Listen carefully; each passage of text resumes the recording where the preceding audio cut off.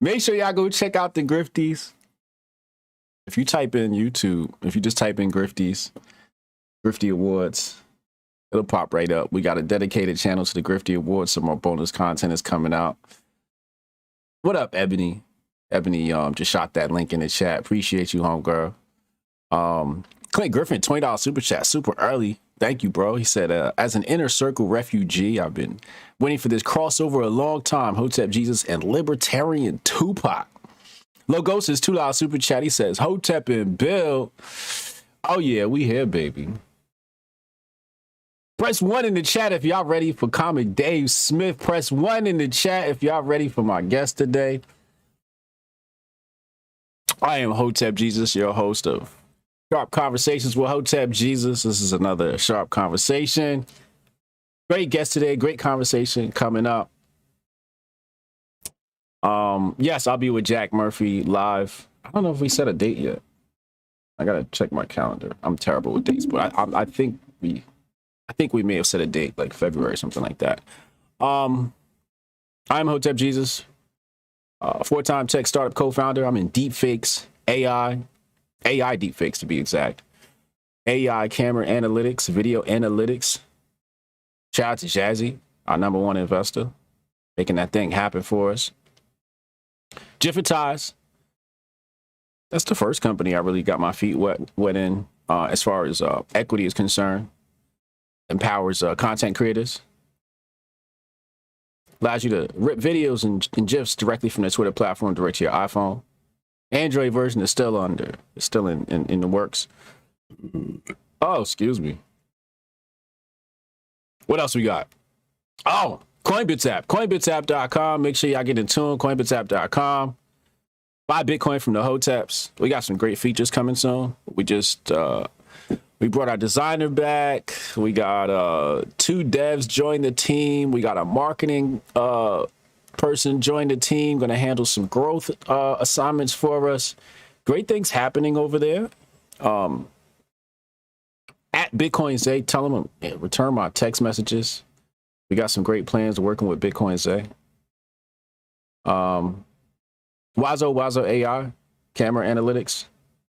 Finally rounding home on completing that project and getting that ready for market. Very excited for that project. Shout out to Bloom AI and Arlo and the team over there working on deep fakes. They're doing some very interesting things there. We got a podcast coming soon over there. But without further to do, I'm going to present to you my guest, the incomparable Libertarian Tupac, Dave Smith. What up, Dave? What's going on? Thank you for having me. Oh, absolutely, man. It's a pleasure. You know, people was beating down my doors like, yo, when are you going to have Dave Smith on? When are you going to have Dave Smith on? I'm like, yo, relax. We got this. He follows me. I follow him. We going to make it happen. You know what I mean? So it's good to finally have you here, bro. Yes, I have. You've been one of the people, maybe the most, that I've been badgered to have a conversation with. That people are always going, when are you going to talk to Hotep Jesus? When are you guys going to cross the, do some type of thing together? So I'm glad we're doing it. I know people are going to be excited. Why is that? I don't know. People are people. I think that maybe we've crossed. We crossed a lot of the same paths, like we both do Rogan and Michael Malice and Thaddeus Russell. And also a lot of, the people who watch you also watch me and thought this would be a good conversation. Can I ask what year you were born? I was born in 1983. Oh, yeah. So we're like in that, I was 80. So we're right in that range of, you know what I'm saying? Like, we like some of the most unique motherfuckers on the planet. It is. It's an interesting generation to be a part of, that niche, because we grew up in a different way than all the kids today did, but we can still kind of talk to those kids. Yeah. Like we grew up in a world before internet porn was regularly available to everybody. Wasn't, you had to find a magazine when you were a kid. These kids today don't know that struggle. Right. We grew up in a generation where your parents would tell you to beat it. Like that was a regular thing. Like they would just be like, go outside. And you're like, Yeah. what am I going to do? They're like, outside, go. Yeah. And then you try to figure it out. All these things that are kind of old school, now completely lost, you know, on the next generation. It's a very interesting age to be born in the early 80s. Yeah. We actually went outside. Yeah. Yeah. Different times. We didn't have iPhone. We didn't have well, we had to use like a real telephone, like a landline telephone. And if your parents were on the phone, well, you just couldn't use it. Yeah, that's right. That was the beginning of the internet too. If I wanted to go on the internet when I was like 18, I had to make sure like my mom wasn't on the phone and my stepdad wasn't on the phone. I had to have like a household conversation before I could log onto the internet. It would take you like 30 minutes to get a page to download. It was hard times, real hard times. And if they picked up the phone while you're online, it just logged you off. Yeah, that was brutal. That was really embarrassing. Yeah, kids don't know that struggle, man. But what about some of the programming we had? Like Simpsons, South Park, Beavis and Butthead? Yeah, it was the best shit. And you know what was crazy is that we lived through almost like the apex of what was allowable. Like things were almost getting crazier and crazier, and every decade you'd be like, oh, they never could have gotten away with this 10 years ago. And then it all flipped and came down, and now it's like, oh, we're offended by that. And now people will be like, oh, you can't get away with the shit now that you could have gotten away with back when we were kids. Yeah. Like even if you just look back at not when we were kids, just like 10 years ago, if you see some of the stuff on like The Office or something like that, you'll watch and be like, oh, they could never do that today. They could never just have the boss, you know, like racially harassing one of his employees or something like that. It's a very interesting time that we were born in that gives us a unique perspective on today's events. Yeah, like people ask me, like, they speak to some of the crude aspects of my personality, and I'm like, fucking America, you made me this way. Like, have you seen some of the programs that you gave me to watch when I was a kid? Yeah. You expect me to come out better than this? I remember thinking that when the Donald Trump what was it, the Access Hollywood tape came out, the grab him by the pussy thing. Yeah. And people were like, everyone was actually like, oh my God, who would talk this way? And you're like, but I don't know. I was raised on like Howard Stern and Jerry Springer and The Simpsons and all this stuff. And you're like, what are you talking to me like I grew up in 1949 and like I'm like, oh, gee, Paul, let me help with the yard work and what? Yeah, this is not that weird to us to see something like this. But I also think that the thing we touched on before about having to go out and play with other kids. Well, like for me, I don't know, but for me, it was like a young age, like 6, 7. It was like, go. Yeah. You went out on the block. And I grew up in Brooklyn, and it was kind of like there were adults around, but other families, adults, everyone kind of had an eye on the kids, but you were just out there. And if someone like threatened you or offended you or something like that, it was like, deal with it. Yeah. I don't know. If he threatens to hit you, then hit him back or whatever. I don't know. If he insults you, then insult him back. And so I look at some of the younger generation, and they're kind of like, well, that was very offensive. And you're like, all right, so deal with it. I don't know. You're offended, then I don't know, call him the meanest thing you can think of to call him back, and then that'll end it. Yeah. You disappeared, man. You especially summer, right? You go outside, you disappear until you got hungry. You come inside the house, and your mom would be like, "Why are you in the house?" And they'd run you back out.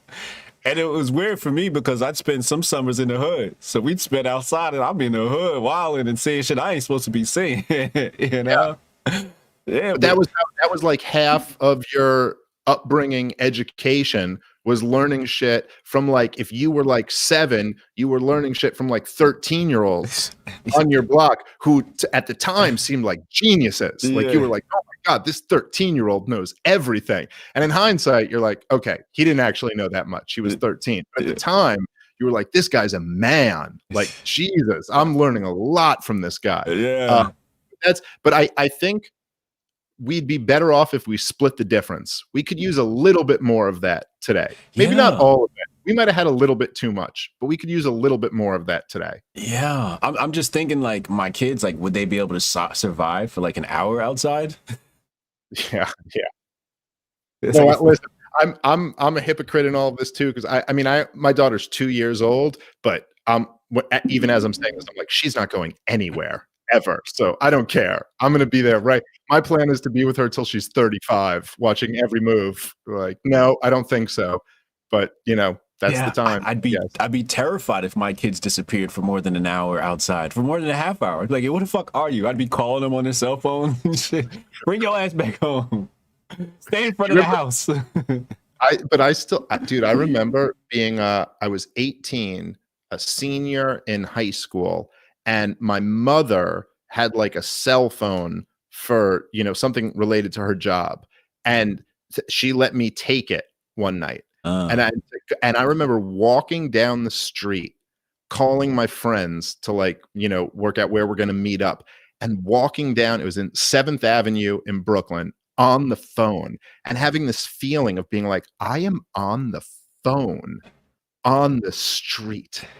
This is incredible. Yeah. Like, I just, there's something I almost I feel bad for the younger generation that you don't exactly recognize how cool that is. Yeah. How cool, and it's just taken for granted. It's too bad for you guys. Even though I'm sure there's a bunch of 20-year-olds listening to us right now who are like, you guys sound like grandpas. But I'm telling you, that was a cool moment to be alive in. Yeah, how are you fucking serious? The beeper was a big deal. The two-way pager was a big deal.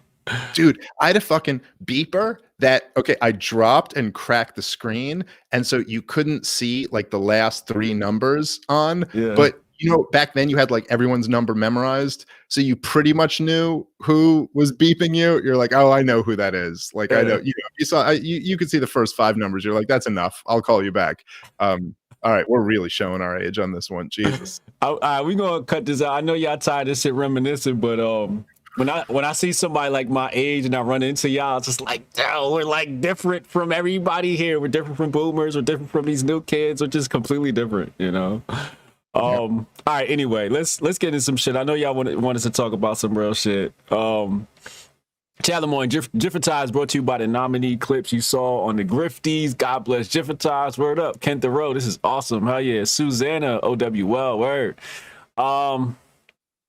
Marshall Matters. Don't let Dave fool you. He founded the very failed Mitt Romney fan club in 2012. What? What the hell is that?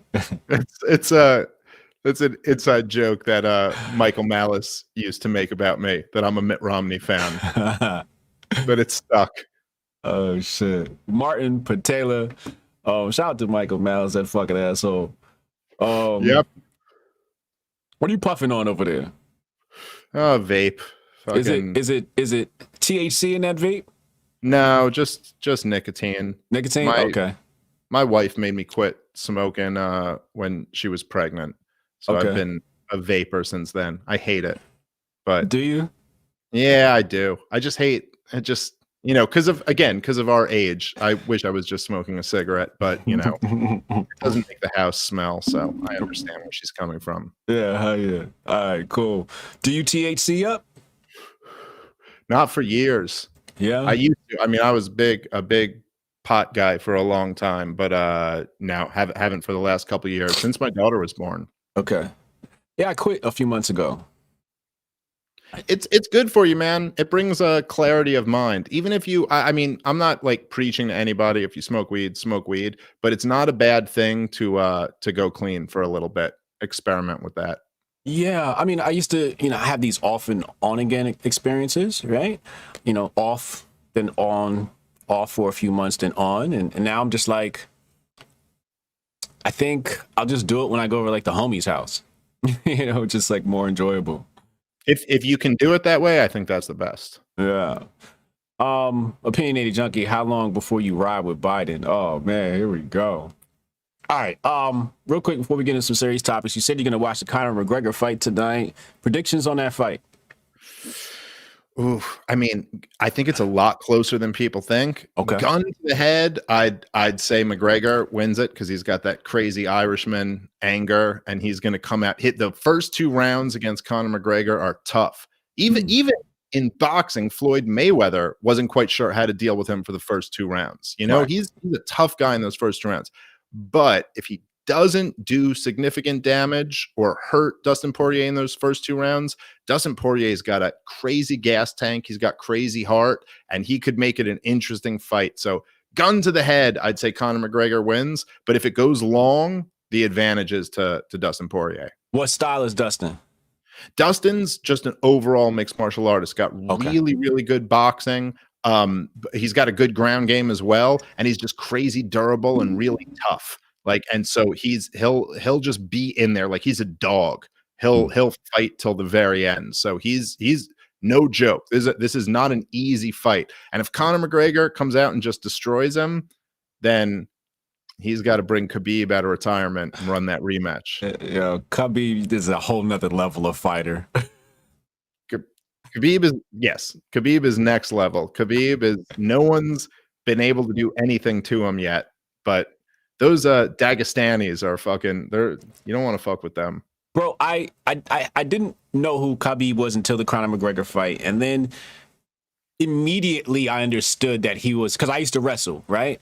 So immediately I was like, no, this is unfair. Get Conor out of the ring. I was just watching how he slowly moved from, the regular guard position all the way up, like limb by limb. I'm like, oh my God. Could you imagine if he's getting stuck with this guy in the octagon? Khabib is like, there's videos where you'll see there's like national champion wrestlers who go and wrestle with Khabib and are like, I've never felt anything like this guy before. Like, he's next level wrestler, like the top of the food chain wrestler. And so when he gets guys in a clinch or gets their legs out from under them and takes them down, he does, it's like the highest level of wrestler, like almost the way that, like, if someone who's never wrestled before wrestles, fights a wrestler and they're like, I don't even know what you're doing to me right now, but you're like, yeah, you're not gonna stuff this takedown. He's that guy. So he's tough for sure. Yeah, I mean, he just destroyed McGregor. Dave Smith, Hotep Jesus, it's like Marvel versus DC crossover of Liberty. Who's Marvel and who's DC? Shout out to Ravin Chan. Clint Griffin, Poirier is being disrespected in the betting lines. Is he?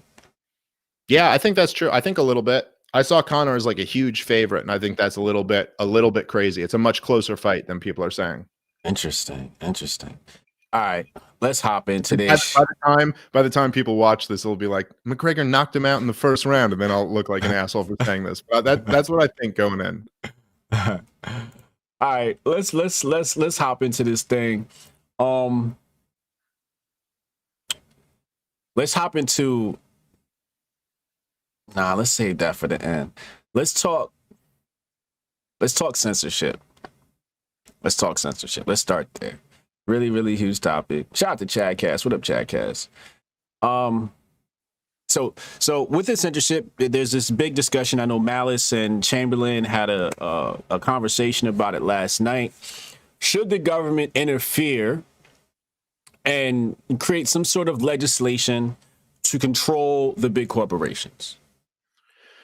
Well, I'd be very skeptical of that, and particularly because what do we mean by the government right now? Like, the federal government is controlled by Joe Biden in the executive branch, the Democrats in the House, and the Democrats in the Senate. So are we really counting on them? Do we want to give them more control over the tech companies?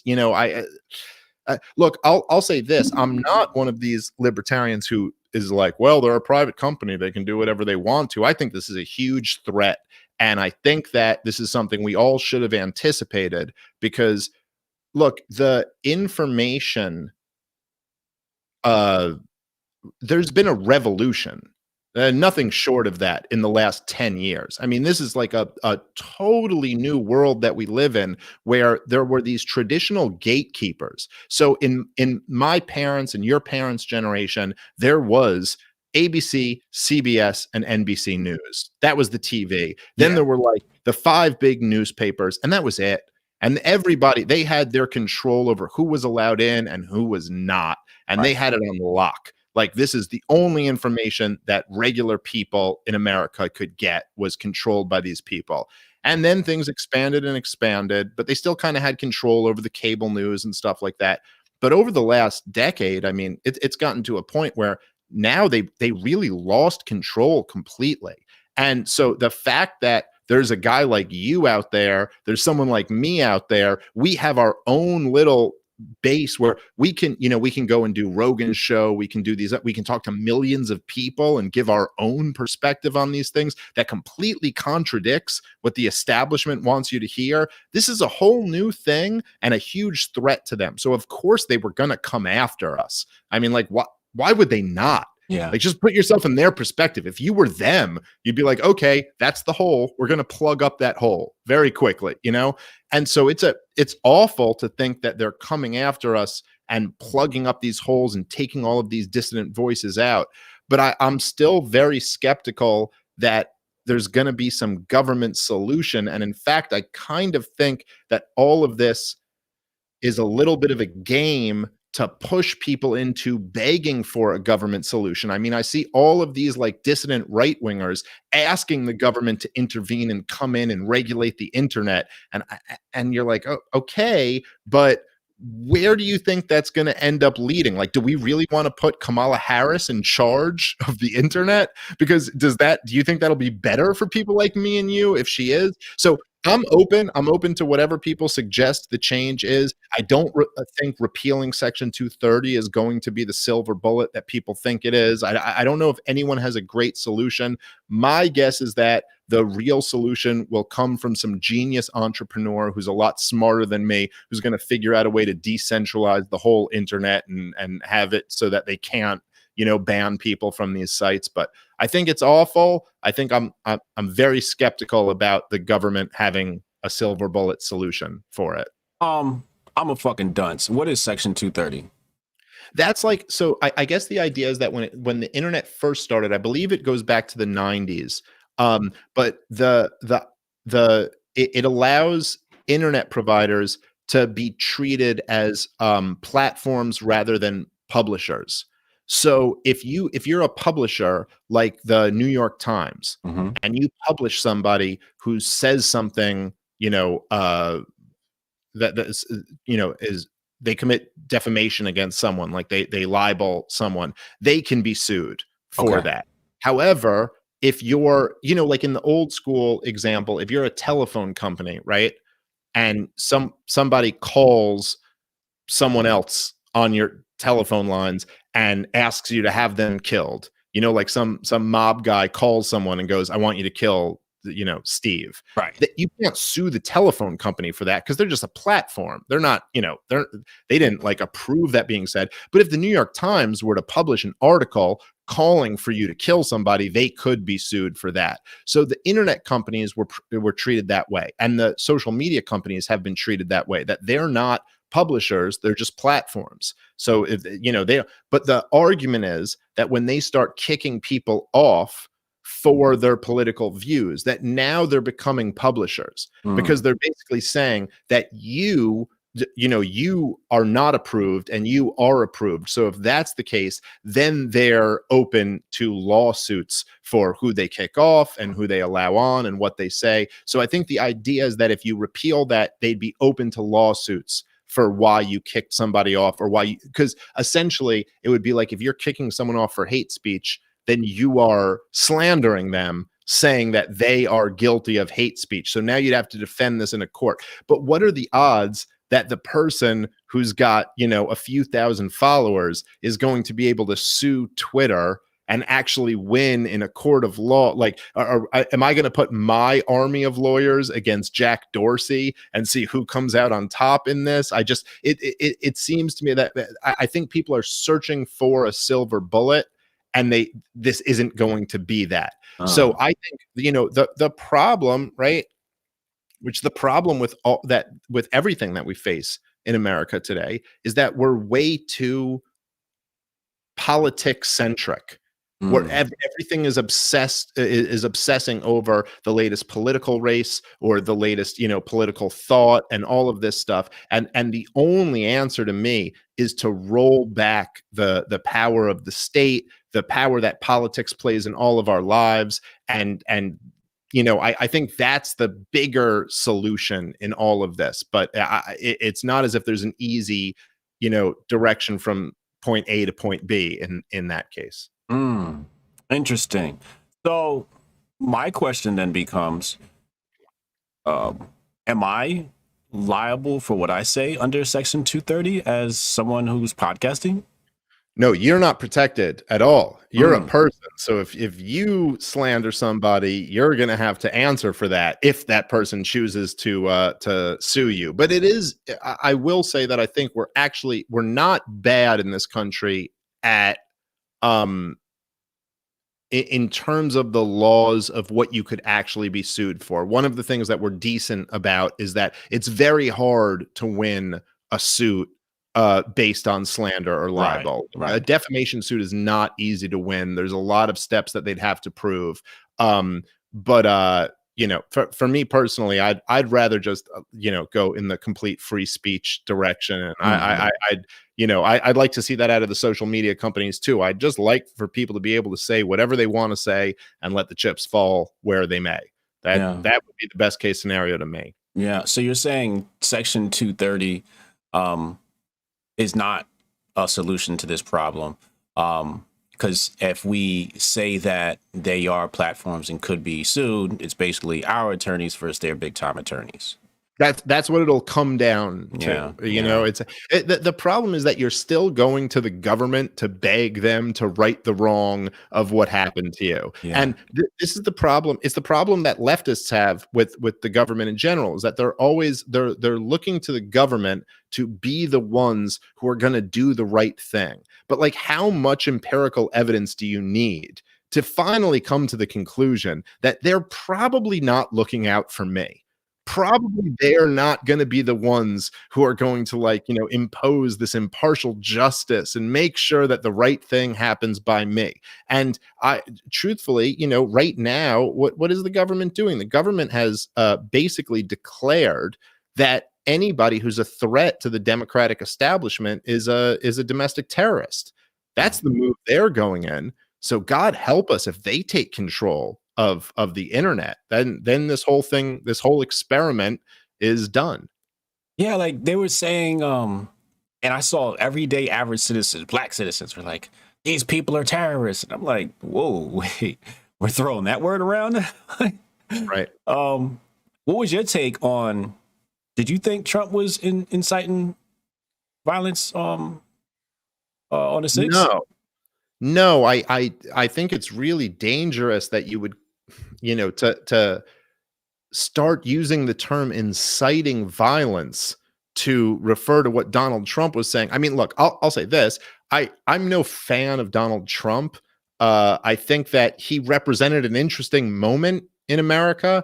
Like it's almost like a Greek tragedy in a way. Like America hated so much the Clintons and the Bushes, and the only weapon they had that could beat them was this asshole. And so that's what they went with. And he was the guy who was famous enough and rich enough and brash enough and that he could just get it done. And so he was the best middle finger America had available. But I think Trump is like a total narcissist. I also think he's a complete ignoramus, and he just didn't do any of the good things that he had the opportunity to do, and also continued so many of the worst policies. And what interesting things did you want him to do or think he could have done? Well, I mean, there's a whole bunch, but at least at the he could have pardoned Snowden, he could have pardoned Assange, he could have he could have actually done something that would have been like, oh shit, he did that and no one else did. I mean, not to take away, there were a few good things that he did.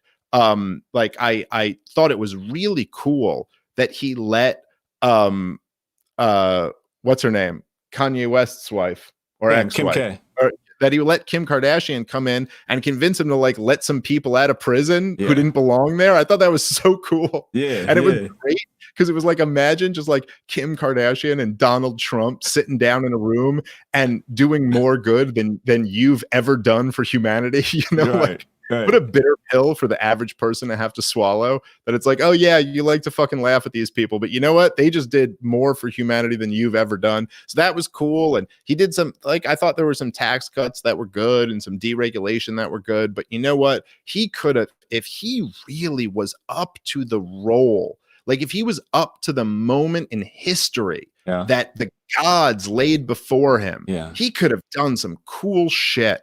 He could have pulled out of every one of these wars, and he absolutely could have done it. And the people make a million excuses for him, but you know what? He could have done it. He could have just had a national televised address and said, you know what? I'm the commander in chief. The American people voted for me. We're ending every one of these wars. All of the troops are coming home from Syria, Iraq, Afghanistan. We're not supporting the Saudis anymore. That's it. This is a mess from Bush 1 to Clinton to Obama to like Bush 2. All of them, we're out of this. He just didn't have the courage or the wherewithal to do that. And so he just kind of went, you know, he just kind of kept the system going, but bitched about CNN on Twitter and all of that. But anyway, but to your question, but no, we got to stop. I know. Continue. Go ahead. Continue. Well, to your question, the thing that really bothers me about saying he incited violence is like, look, Donald Trump, he went out like a bitch. All right, he went out bitching and crying that he had lost and that it wasn't fair and that he was robbed. And I don't even care whether you think he was robbed. Maybe he was. But you know what? They robbed it from him. That's it. That's how this game works. So you know what? You needed to figure it out before the election, or you needed to win in the courts. That's the system. It sucks, you know, but it is what it is. But him telling those people to go, you know, go protest by the Capitol building, I think was stupid. And I don't know what it was going to accomplish. However, it is absolutely his First Amendment rights to say, I think this election was stolen from me and I want you to go protest about it. He has every right to say that. And to say that he was inciting violence, well, by that logic, what is, I mean, any of us could be guilty of inciting violence. I mean, I'll tell you right now, I think that the government is a group of criminals. Now, if someone goes and shoots up some politician, am I guilty of inciting violence? I mean, I didn't tell you to go shoot up the politician, and he didn't tell them to forcibly storm the Capitol building. So the idea that that's a really dangerous, slippery slope to say he's guilty of inciting violence because he just said what he thinks about the election. And now, as far as the people actually storming the Capitol, I mean, I will say there's definitely part of me that was like, oh, that was pretty badass and kind of cool. And I kind of like the idea of politicians afraid, especially while they've made the rest of us afraid and locked in our house for the last year. But if you step back and think about it strategically, what did you accomplish? You know, it like a few people died.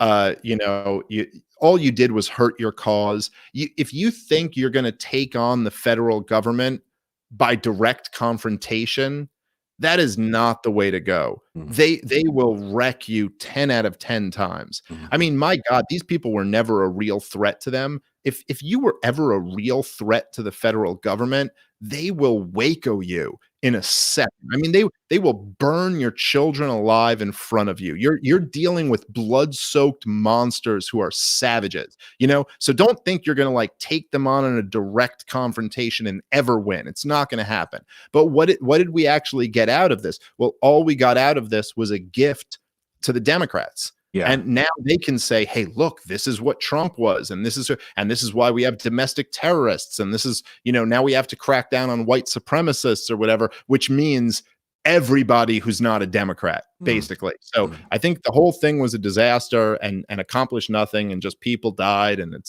it wasn't good. All right. Love that. Great tirade right there. Like we were talking about earlier, the generation we grew up. When I saw Trump run and become elected, I said, America, this is exactly what you are. Like, this is the programming I saw on TV. Like, this is the epitome of America was Donald Trump. We are the asshole of the world. So I didn't understand why people didn't understand it. I'm like, when I think of America, I think of a white man like Donald Trump, narcissistic asshole, right? So here's my pushback to some of the things you said, and let's walk down this road. When Obama was president, my expectations were, don't get assassinated. That was like my expectations for him. Like, that's literally all he had to do. He finished his 8 years, and I'm like, oh, you did a good job, bro. Right? Now, Trump, same thing with him. My expectations for presidents is super fucking low. Like, it's near zero. For Trump, it was like, okay, you beat Hillary and you said fake news. Fucking best president ever. Yeah. Right? Yeah. Okay. So I understand that. Yeah. That actually makes sense to me. And it's funny as you mentioned that. I remember watching Obama's acceptance speech in 2008, right? Or I guess, yeah, late in November 2008 when he gave that speech in Chicago. And for whatever reason, that was my thought. Exactly. I was like, is someone going to assassinate him right now? There's just that huge crowd and him up there speaking. And I was like, oh my God, this like might happen. And it didn't. Right. And so I get your point. And perhaps that's the best we can hope for. Maybe, yeah. maybe My mind is blown completely when people have these expectations of the president. I'm like, you actually thought he was going to do something? Like what what the fuck happened that made you, for example, like the Snowden and Assange shit? People are like, oh, is Trump, they came and asked me, is Trump going to pardon Snowden and Assange? I'm like, no. Like, what do you want him to, like, that's the type of shit where they show you the alternate angle of the JFK incident. Right? Like, right. That's above his pay grade. You know, when you talk about bring all the troops home, you really think that could happen without him not seeing his family the next day? Well, it's not. Here's the thing, right? There's a weird like dynamic with the way it all works, where it's not that he really has that power, but the game is that he really has that power. Yes. And so if you get into the position, you could just decide, no, I really have that power. And that's why I said a public address to the American people. I'm not saying that he could actually go through the channels of government and get all of the troops pulled out. I'm saying he could speak right to the American people and say, we're pulling all of the troops out. Yeah. And I have issued executive order X10003 that says pull all of the troops out. And now, American people, if they don't pull all of the troops out, they're admitting to you that this is all bullshit and that there really is. And that he could put the pressure on them to go, shit, we either got to admit the game or we got to pull the troops out. Now, of course, Trump was never going to do that. And truthfully speaking, you're probably right. I mean, we don't really know, but behind the scenes, there's probably all types of pressure that's put on these people to make sure they don't. And it doesn't even need to be this wild conspiracy. No. Like, if you know Obama, he did come in with this idea that there was going to be a drawdown in the foreign wars. And General McChrystal, I believe, am I saying that right? McChrystal went right on TV and went over the head of Obama and said basically that Obama's never even met with me. And he's saying that we have to have this drawdown and blah. And then this put all of this public pressure on him. And then he had to go, okay, I'll give you more troops, but there's going to be a deadline on it. And so there's always a way to kind of get to these people. And look, I mean, you know, there's no question they're all trying to avoid taking a convertible ride through Dallas. Dave, would you take a bullet for America? Oh, no, I got a daughter. Thank you. I'm not taking a bullet for these motherfuckers. No, that's right. No, I always thought my role was more about, you know, just kind of joking and pointing out the truth. And but we need somebody who's willing to take a bullet for America. And I'm not going to be that guy. And probably you're not either. But it's still, I'm just saying, for the way that Trump supporters worship Trump. Yeah. wait to worship somebody who's actually that guy, because that's kind of what we mean. Okay. Yeah, if you're gonna put that much passion behind a guy and belief in behind, but that was my problem. Like, why did y'all put that much passion in the first damn place? Right? Like, you know what though? It's just because people were desperate. People are desperate, and there's a large portion of the country that Donald Trump spoke to, who it was just enough that he didn't hate their guts. And the fact that he didn't hate their guts was enough for them to go, okay, so then you must be our guy. You know, people are always looking to worship. Yeah. It's one of the things that it's very just innate in human beings. And this is the problem with removing religion. You know, people just start worshiping something else because people are made to worship. And I will say that a lot of the people who support Donald Trump are, you know, supposed to be Christians, but they ended up just worshiping Trump. And that's and it's a sad thing. But I think the fact that, did you see, it was like one of the last days before election when he went to Pennsylvania, and he went to central Pennsylvania, and he drew like 50,000 people. It was this huge crowd. And when he started speaking, he was met with a chant of "We love you." And it went on for like minutes. Like it was like a 3-4 minute long chant of "We love you, we love you," and it's like this. It was really incredible to see. But it's like, man, he, just by looking at them and saying, "Hey, I care about you, and we're gonna win, and I'll bring your jobs back," they were like, "He's our guy." And in many ways, he was their god, which I know would offend them to say, but that's kind of how they acted. Yeah, I love that passion we had behind him. I love that he was a rock star in politics and he was anti-politics. And I get the whole worship thing. And I wish that they weren't. I think worship is the wrong word to use when I say I love it. I love that they love the president. I'm upset that they had these high expectations for him. Right? Because I'm like, there are money interests that have existed for hundreds of years in this country that predate your granddaddy's daddy. You know, that you're just not going to destabilize. You know, I feel like the only thing that's going to destabilize that is like self-education, right? Like, like the real red pill, like giving yourself the red pill. You know what I mean? Yeah, I think you're right. And I think there's a reason why the government took over education. It's not because they didn't realize that that's unimportant. You know, they don't fuck around with shit that's unimportant. Like they made sure that they had a damn near monopoly on educating your children. Because they do not want you educating your children, or they don't want your children figuring things out for themselves. Even though if you look back through history, some of the most brilliant men of all time were not educated by government. That doesn't matter. The point is that you need to go to government schools. You need to pledge allegiance to the state, literally, every morning. And that's because that's right. They don't want people to figure things out for themselves. And you're absolutely right that the answers are almost certainly never going to come from a top down, you know, that like we finally picked this really perfect guy who's going to get in there and solve all of our problems for us. But, you know, with Trump, he was enough of an outsider. Not that he was a complete outsider. He was a fucking billionaire who hung out with the Clintons and shit like that. But he was enough of an outsider, and the establishment hated him enough that you were like, maybe he'd at least give us like a few things, you know, like maybe he'd at least. And I thought maybe on the way out, since he was so bitter about the way they played him, he'd do what he could to, try to fuck over the establishment. But the truth is, they've got all their bases covered, and they worked out a way, whether something behind the scenes we don't know about, or just the shit that we do know about, that they were like, well, look, the Senate's going to impeach you and you ruin your life. And, don't pardon these people and don't fucking declassify anything. We don't want you to. Yeah.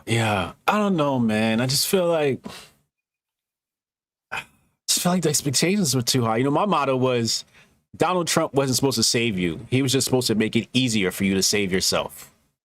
You know, by exposing some of the things he did. You know, he's supposed to like wake you up to things, and, you know, like, and like, think about how much Donald Trump changed my life. Without Donald Trump, I'd be a broke bitch. Yeah. Absolutely. Well, so how did he change your life? My great awakening didn't happen until 2016, right? Because without Donald Trump, does anybody pay attention to politics? Without Donald Trump, do podcasts explode like they did? Like, look at the media, right? The media doubled their viewership literally overnight, right? Well, the media also includes every single YouTuber. Yeah, no, that's definitely true. They gave us an endless stream of content. And he definitely, and this is something I'll always be grateful to Donald Trump for, is that he did a lot to expose how the whole system operates. Yeah. And call them out. And to have the president of the United States calling them out was something so different than anything in my lifetime. And I think probably, at least in the modern history of this country, to have the president just sitting there going, nope, you're full of shit, you're fake news, you're fake, and standing up there and having this ability to battle with them. And then a lot of us kind of realizing that you're like, you know what? Donald Trump, yeah, he's a little bit full of shit, but he's right. All of this guy, CNN is full of shit, and the New York Times is full of shit. Like all these guys are, and so there is something really valuable about that. And there was something really valuable about the fact that he was just one of the things that was really interesting about Donald Trump as a person was that he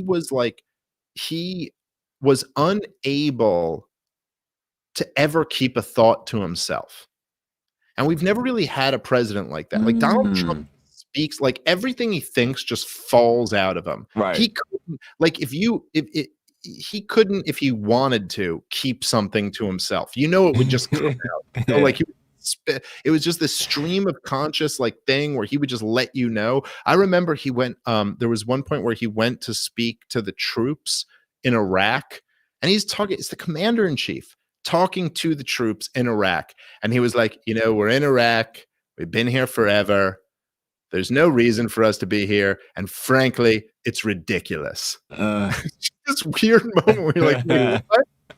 But you're the commander in chief and you're just telling the troops, you're like, I don't even know why we're here. This is just this, like, what the fuck is going on right now? Where like every other politician you could think of would go in there and be like, I'm glad that you're following the mission and you have to follow the mission through and this. And Trump's just like riffing with them. Like it's almost the guy you're having a beer with afterward, where he's like, I don't know what we're doing here. It seems stupid. And there was real value in having that, calling the media out on their bullshit.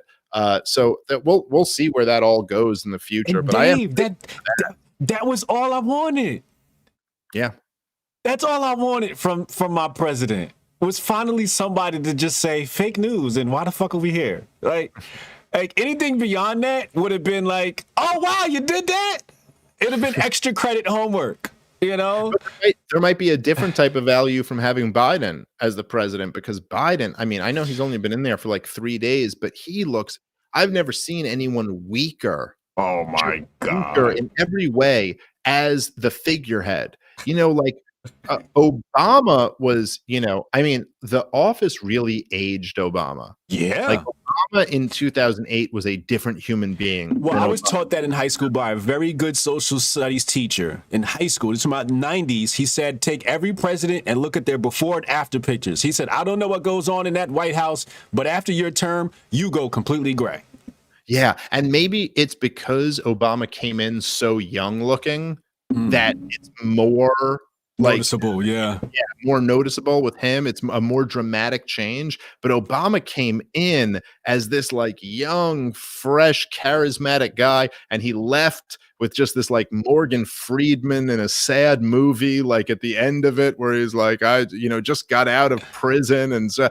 But he was a great figurehead for them. You know, because he was a guy who was just so charismatic and compelling. And, you know, it's like Biden has none of that. So Biden on day 3 is like, I saw this thing the other day where he's just signing executive order and then stood up. And the way he stood up, like his knees just looked weak. It looked like like someone needed to help him up, and you're like, wow, this is going to be interesting to see how this goes. Like, how are you going to sell the American people coming right off of Trump, calling this whole thing bullshit? Now you're going to have this guy as the like, no, we got it under control. This is going to be interesting. Come on, man.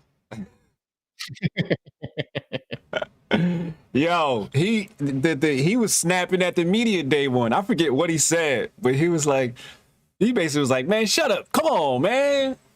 Yeah, he's like, dude, I just signed an executive order. That's my cardio for the day. Don't start asking me questions about what I'm gonna do next. It's like, dude, it took everything in me to sit down at this table and sign a piece of paper. Now you're throwing shit at me. Like, come on, stop. I almost feel bad for him. Like, his come on, man is almost him being like, come on. What do you want from me? You know what I'm capable of. Yeah. I was saying I felt bad for him from the whole beginning of him running. I'm like, y'all really gonna make this old man run just because y'all hate Trump that much? Like, y'all know he's not up to this task, right? Clearly. And he didn't have like one friend or family member around him who would just be like, no, we're not letting you do this. This is going to be bad for you. This will take years off your life. Right. Why do you want to do this? Just go retire. Do you think he's going to make it? No.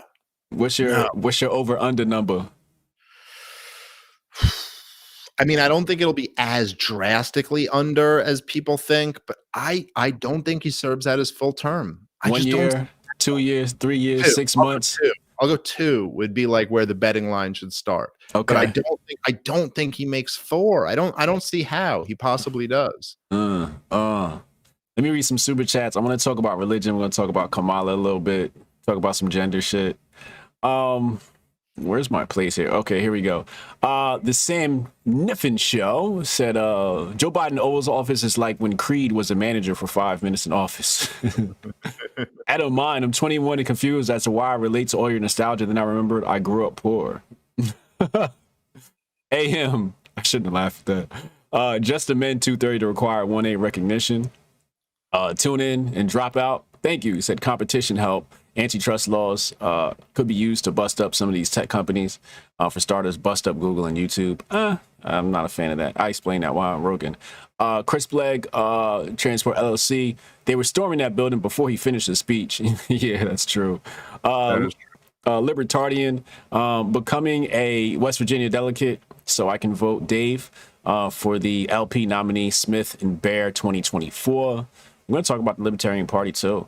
Space Monkey. I have no question. Been a while since I supported, but wanted to make sure I caught you today. Since you're live, Godspeed. You don't give a fuck about me. You came here to see Dave Smith. Omar Talat.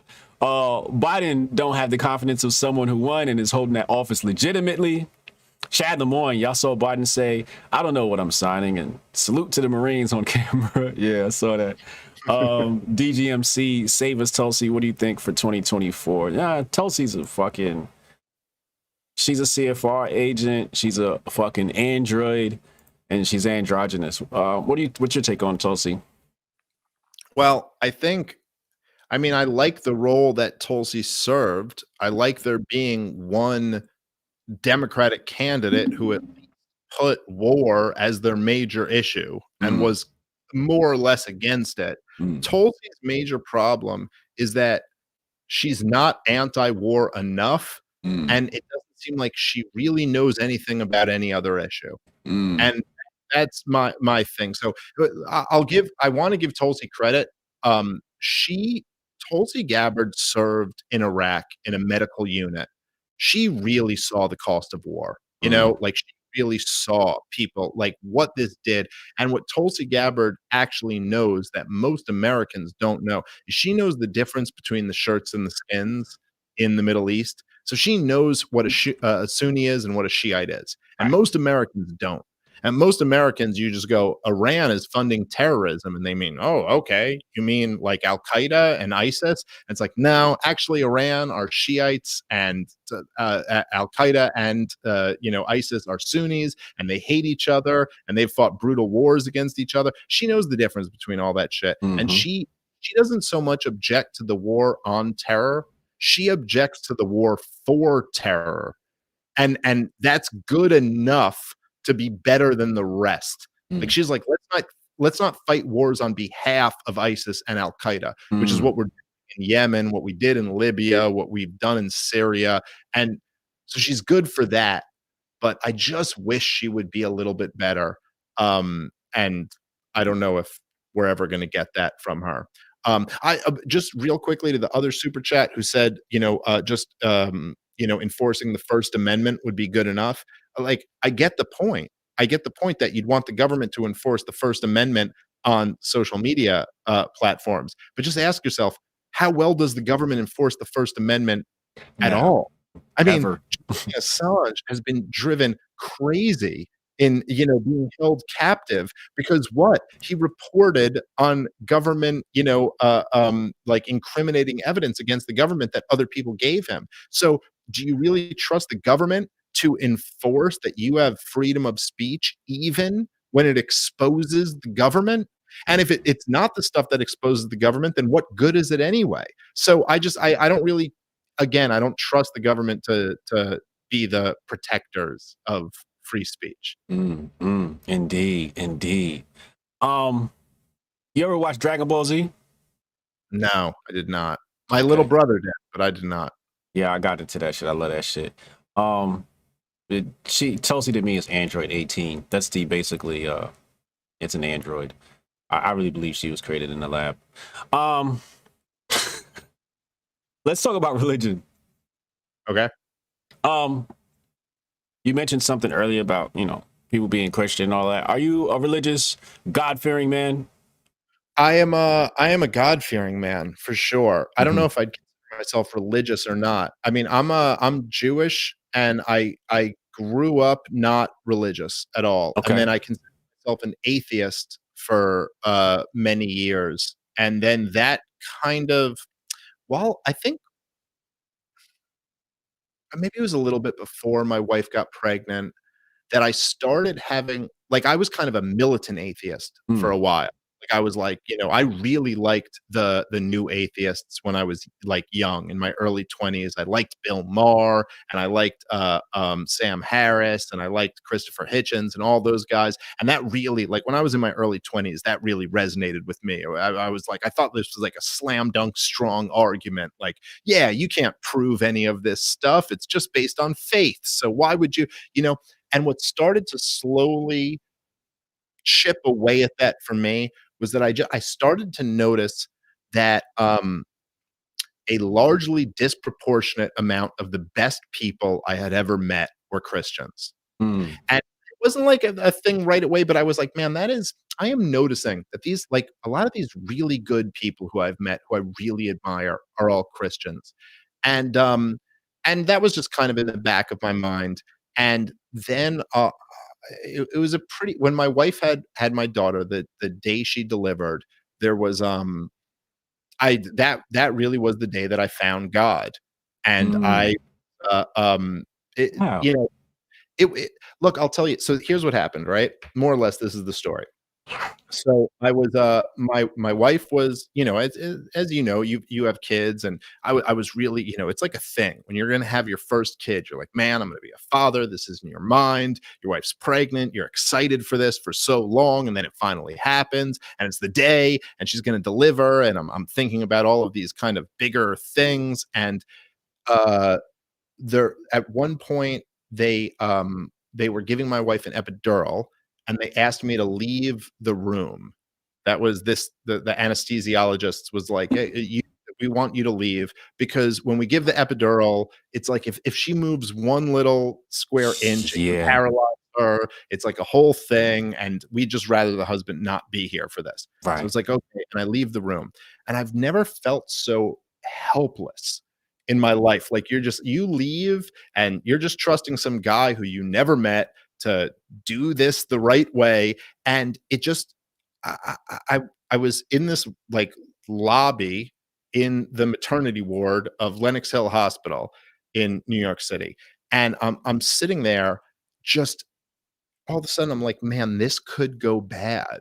And I'm like so excited for this moment of like, I'm going to have a baby and I love my wife and we're going to go and start this family. And it just started dawning on me that I could lose everything.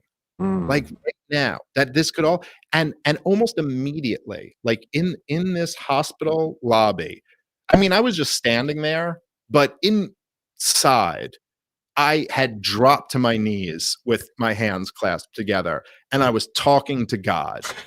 And like, I mean, I wasn't physically, but mentally, that's where Yeah. I was. And I went, dear God, please make sure my wife and baby are okay. And if you do this, I will do X, Y, and Z, and I will be a better person, and I will do all of this. And it was just kind of a thing. Like, I just like literally begged God and promised to do all of these things.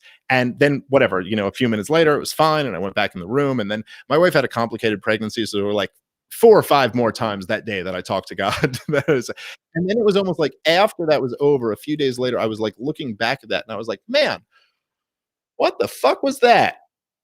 Like, that was kind of interesting that as somebody who wasn't particularly religious, that I right away when things got dicey, not only did I immediately talk to God, but I immediately knew what God wanted from me and what I would tell him I would do for him. And all of them were just good things, like be a better person, be a good father, be better to my friends, stop doing this thing I shouldn't be doing, stop doing that thing. And I just couldn't shake that afterward.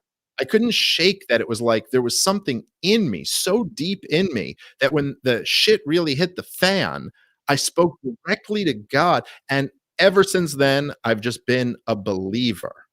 And I don't know exactly what that means. I don't belong to a church or a synagogue or but I really believe that that I need to do certain things, that I need to be good to my wife and my daughter, and that there is a creator, there's someone up there who is, like in charge of this whole thing, and that we can, kind of serve. So I don't know, I don't really have any more than that, but that was kind of my story briefly, and that's where I'm at now. My saying is, you don't believe in God, you experience it. Yeah. Yeah. Yeah. All right, so let's stay in that same religious vein, right? We know that in the communist doctrine, it's the destruction of religion, right? Not sure how familiar you are with that, but we see that Christianity is highly being attacked in America today. Are you seeing that?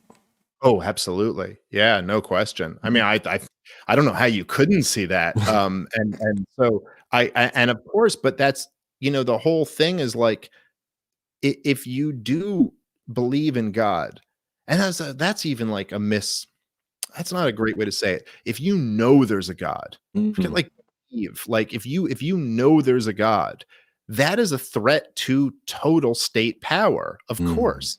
Because by your very nature, you don't serve the state. Like the state, that's just people. Right. That's just men who have risen to positions of power. And so that's God, there's something much higher than that you serve. And so, of course, if you wanted communism, which is what other than total state power, you would have to say no one can serve something greater than the state. And so, and today, as you've seen the government power expanding and expanding and expanding, and of course, I mean, look at the government budget or look at any measure of how big the government is in our entire lifetime, right? It just gets bigger and bigger and bigger. It's not such a surprise that they would attack Christianity, which happens to be the strongest religious foundation in America. So I think those things are very related. Are you familiar with the well, I think you kind of touched on the conspiracy of it all, right? To have people worship the state, I guess, is pretty much what's come down to.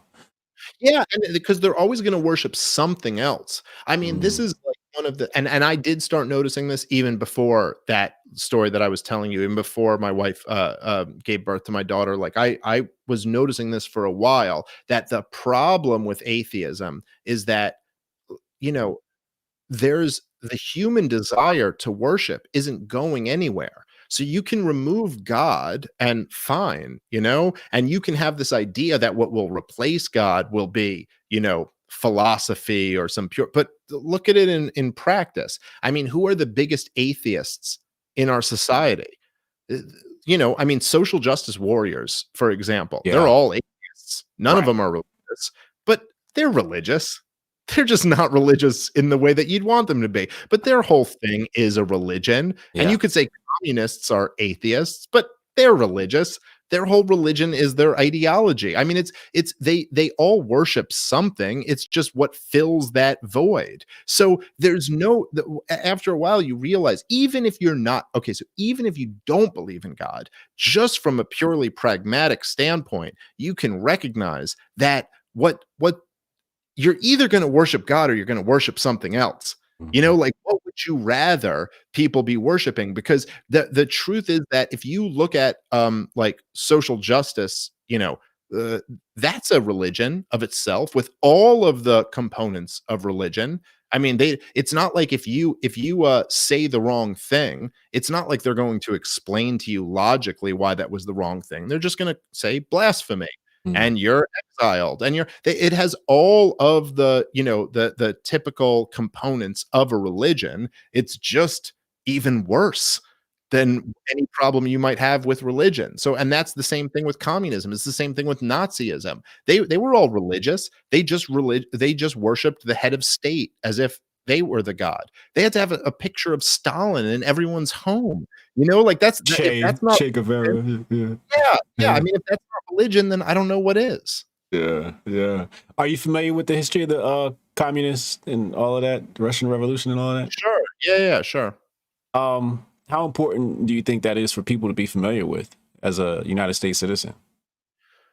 Well, not just as a United States citizen, but as like any person. I mean, look, the communists, if you incorporate Lenin, Stalin, Mao, Pol Pot, Castro, all of them, they've killed more human beings and starved more human beings than anyone else in the history of the world. So I think it's a good idea to look at the most evil system that's ever existed, and like, yeah, that this was what, when people thought that they could completely remove religion and institute scientific um intellectualism that would run society, and completely not just remove religion, but remove private property rights, individual liberties, things like that.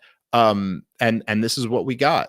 We got over 100 million dead human beings for it. So But I'd but say that. but but Dave, real communism and socialism has never been tried before. How can you say that? That wasn't Well, real. by the way, that isn't completely untrue. It's like, yes, that is true, that the idea of a Marxist, stateless, classless society, has never actually been tried. They do have a point there. Like, it's true, that's never been tried. But the point is that every time the formula is attempted, you end up in the same place. So, yes, if you're going to have a dictator of the proletariat, and then eventually this dictator is going to give up power and give into an anarchist, classless society, it's like, yeah, every time the dictator just ends up killing a whole bunch of people. It's like, all right, fair, but so maybe you're going about this all wrong, and maybe this isn't a good way to try this experiment. Yeah, yeah. You know what, Dave? I have a cynical side of me, and I've reached the conclusion that I'd like to be the communist dictator of the right wing movement. Right? It's like communism and socialism has never been tried before, but I want to try the shit. But that is Jordan Peterson, I think, made this point. But that's like the ultimate. That's the trap, right? Is that you're like, yeah, but maybe if I was just the guy, Right. I could do it the right way. But the problem is twofold. Number one, given that much power, you wouldn't do it the right way. You would get sucked in by that ring. And number two, even if you were going to do it the right way, someone behind you would shoot you in the head, take over, and do it the wrong way. Do it the wrong way, right? Yeah, that power is just never going to actually achieve what you wanted to. Yeah, I have a feeling that I could mitigate the risk of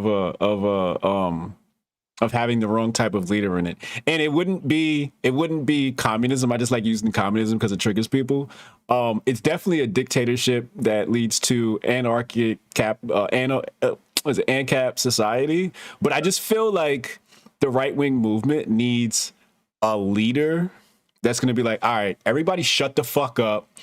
Here's the plan, right? And we're going to talk about like the Libertarian Party. This is a great segue into that, right? Because, all right, so we're going to do, I had the conversation planned in another order, but let's just go in the order we have the conversation going now, right? So the Libertarian Party, could this be the new bastion of hope for the right-wing people to like drift to, or what is going on here? I think so.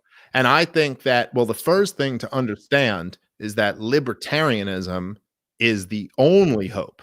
Like, and that's just to me, and I think you know this, but the truth is that the only hope for America, forget like right wing or left wing or white or black or anyone, the only hope right now is some type of libertarianism. And I'm talking about the philosophy, not the party or anyone who identifies as libertarian. What's the philosophy?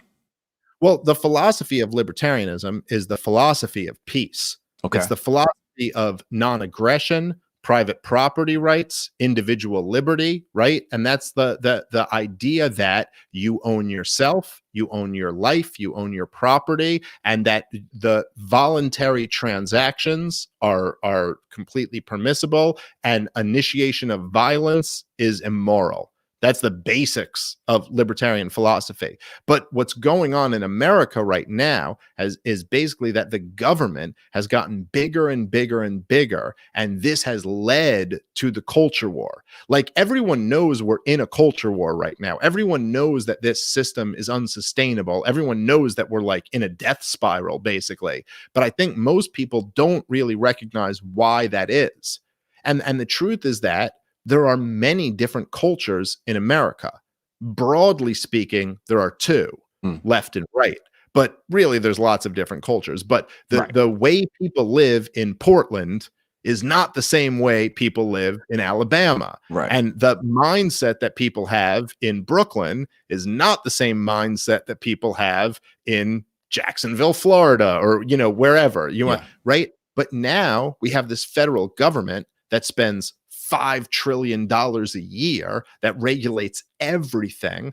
And we all have to fight over who wins, because either Trump's going to win or Biden's going to win. And the other half of the culture is now under that guy's thumb. So that's why we care, because one person's going to win, and then we're all slaves to that person. Yeah. And so the only answer to end this death spiral is either like a civil war and whoever wins wins, or we could say, let's roll back this power. Let's decentralize a little bit. Let's say, hey, you can live however you want to in Alabama, and you can live however you want to in Portland. And so it's either civil war or libertarianism. Those are our choices right now. And what I think is that that most sane people will realize you don't want a civil war, because a civil war involves you holding your buddy's head in your lap while he bleeds to death and screams for his mom. And like, that's not good. Yeah. So why do that if there's another option? Now, there happens to be a third party called the Libertarian Party that a lot of us have been trying to like enter and take over. Like, I'm in the process of taking over the Libertarian Party, along with the Mises Caucus and a lot of other good people who are involved in the party. And my pitch to you is that I think you should lead your Hotep movement into the Libertarian Party, form a partnership with me and the Mises Caucus, take this bitch over, which we can do. By the way, if we will do this by the end of the year. Okay. Particularly if you're coming in with us, we'll do this immediately. Then we own the third party in America, and yeah, then we can really say, hey, here is the way to go. Here is the way to diffuse this whole culture war, diffuse this whole situation, have peace and prosperity, and everybody can get more of what they want than we will in the current system. We gonna extrapolate all of that. We're gonna extrapolate all that. Let me handle the super chats. Kent the Road, Trump might be the first president to create non-government jobs. Adrian Shidlovsky, $15 minimum wage will destroy small business just when they need it most. Just don't get it. Yeah. Edmund Dodo said, the most important thing Trump did was he exposed the role of the president and the media really is, and that it is to be a salesman for the establishment. Word. Christopher Baker, Dave Smith should interview Rollo Tomasi. Yeah, hell yeah. I'm going to be with Rollo this week in Miami, and that's going to be great. DG McBride said, we're living Russian history. QAnon was a rehash of the 1920s Soviet PSYOP, worked then and worked now. David Wojcicki, when a man stops believing in God, said G.K.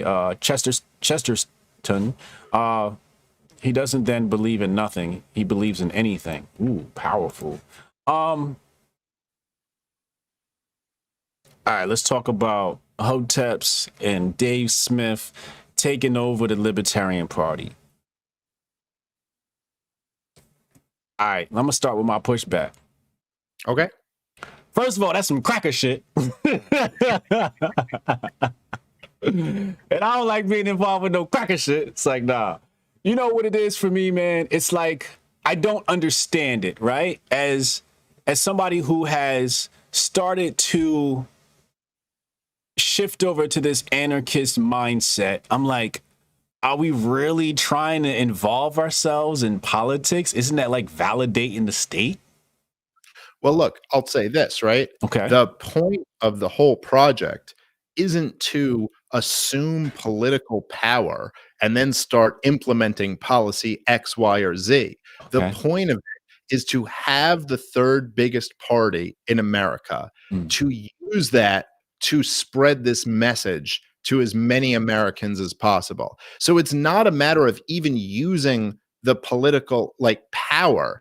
The point is just to use the political process to let people know you don't need the political process, which I will grant you is somewhat of a contradiction. But the truth is that whether we like it or not, when people want to think about how we should organize our society, what are they looking to? They're going, well, we have Trump and we have Biden, and these are our options. So our job is to be there as the third option to say, none of this is how you organize society. The way you organize society is on a voluntary basis. And so just to be clear, I'm not pitching you on me and you taking over the government and using that to enforce our will on people. That would never work anyway. Right. The point is we can use it as a message. We can use the bully pulpit. We can use the platform to let people know that this is what really matters in this country. Look, the Declaration of Independence or the Emancipation Proclamation or any other,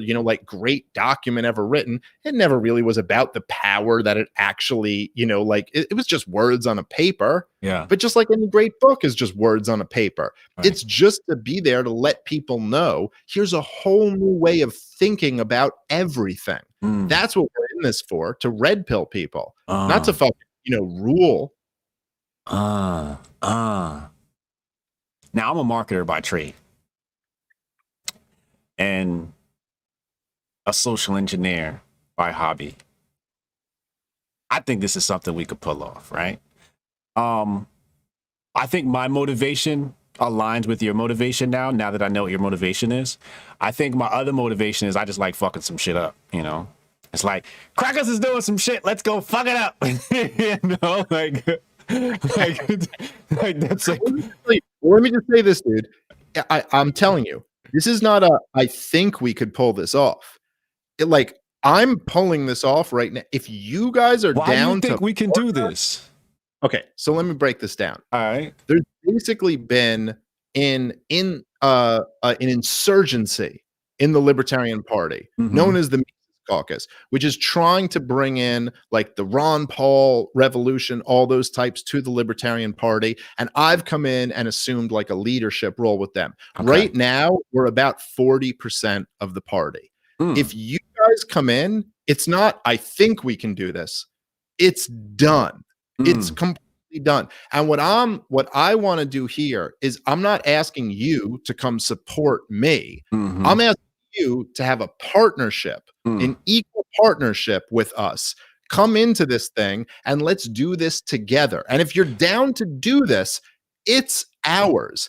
And we now have the third biggest political party. Well, forget all the woke shit that some dumb left libertarian has said. Forget all of the like corporate shit that some Libertarian Party leader has said. We will own this party and we can move it in a completely different direction. And look, I know, because I've watched a decent amount of your stuff, I know that what you care about the most is helping Black people in America, that you want to help your community. And you know, because again, I've watched enough of your shit that I know that you know what I know, which is that what Black people in America need is their freedom. It's the same thing they've always needed. It's really no different. It's just a different grade of the same color.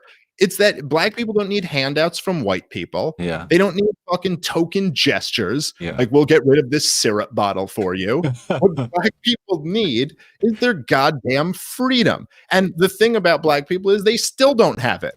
They still don't have freedom in this fucking country. They've gotten a little bit more maybe than they used to have, but they still really don't have their freedom if they're fucking getting, if the fucking second that they start a successful business, they're getting taxed at 50%, or the second that they fucking, you know, want to fucking whatever, start some business that isn't legal, they get fucking, you know, thrown in jail for 20 fucking years by some fucking asshole cop, you know.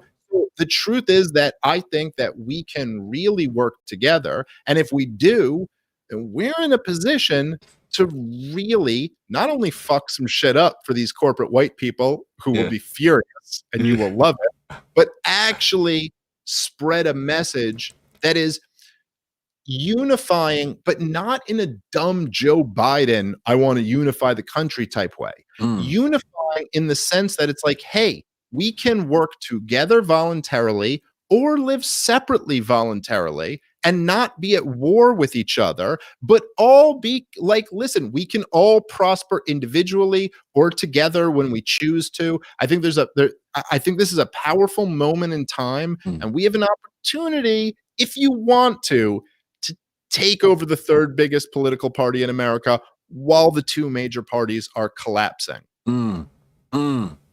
Okay. People, you're witnessing the negotiation happen right now. We're going to walk through this right now live. You mentioned earlier, you said, you didn't use the word equity. That's just how my brain translated it. You said like, I'd be like, I think you said equal partner in this or something like that. What does that look like? What do you mean by that? I don't know. I don't understand. Well, so what I'm saying is that if we all go into the Libertarian Party together, I mean, I'm already in it, but if you come in as well, then we will like register. Yes, you have to. Well, what you have to do, here's what would have to happen, right? Okay. You'd have to register as a member, a dues paying member. I think it's like $25 a year or something like that. It's not like a huge thing. Okay. So you have to register, and then you have to encourage your people, as I'm doing with my people, to join and try their best to become delegates. So they have to go to like the local meetings and meet up and do what they have to do to become delegates. And I can get more information about like exactly what the logistics of that are. But what we'll do is we'll take over the party together, and then we can decide how we want to present this message, what is in it for us, what we want this, you know, like this kind of third party message to be. But when I say an equal partnership, all I mean is that this is something that what we can promote, something that we all benefit from. So I don't mean equality or equity in the sense that we both end up with the same amount of dollars in our bank account, or we both end up. I just mean that we can make this something that is mutually beneficial.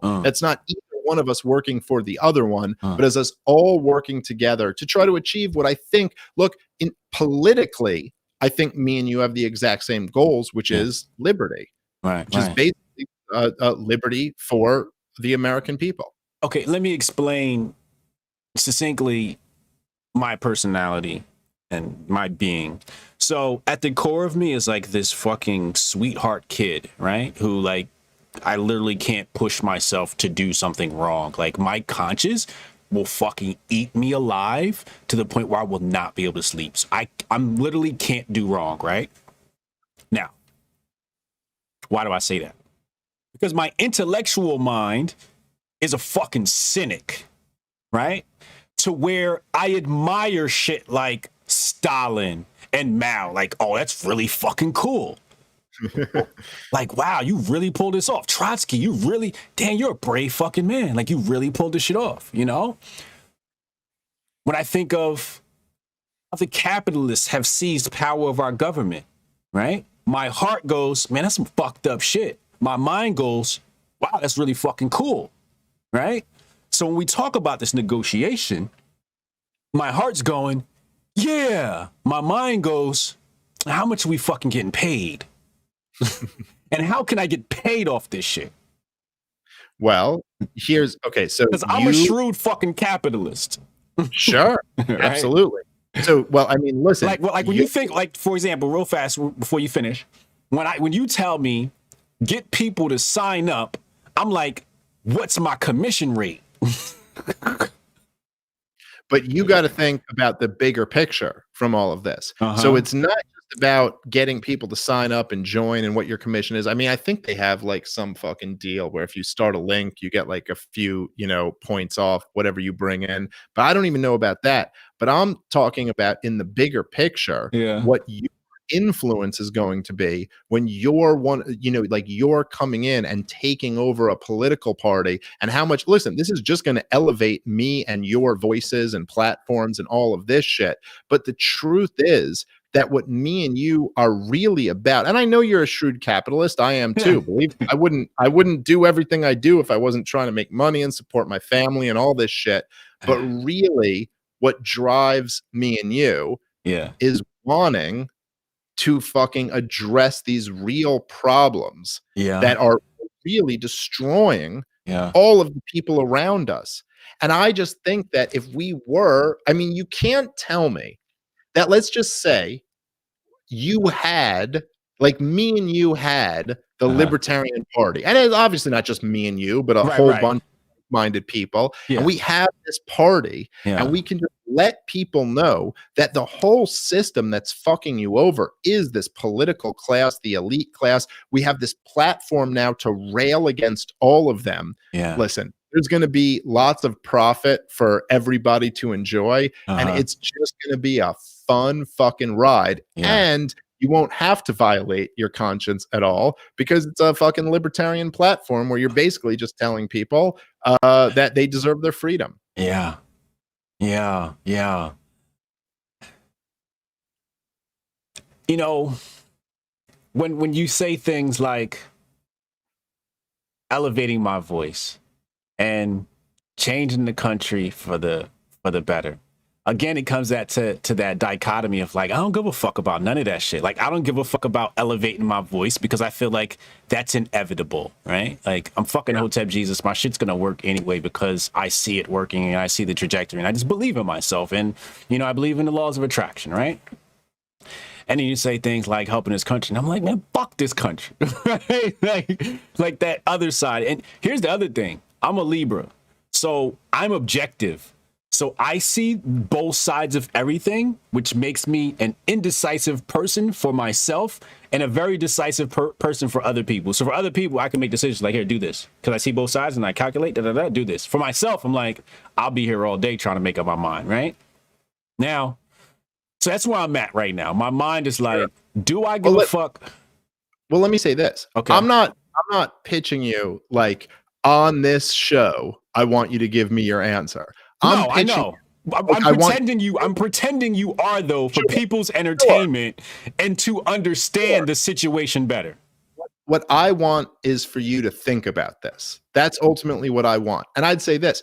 I agree with you. I have a similar attitude about like, listen, your voice is going to take over and you're going to have this influence. Yeah. But it's like that old is the old joke where like, you know, whatever God, fuck, what's the thing? It's like the guy's like drowning, and then someone comes along with a life raft, and he's like, here, grab a hold of this. And he's like, no, I'm a religious man. I'll wait for God to save me. And then someone's like this. He's like, no, I'll wait for God. And then he goes up to heaven, and God's like, I mean, I gave you the life raft. I gave you that. So not that you're drowning or anything like that, but I'm just saying, like, you can believe in all that law of attraction shit and know that you're going to, you know, influence everybody.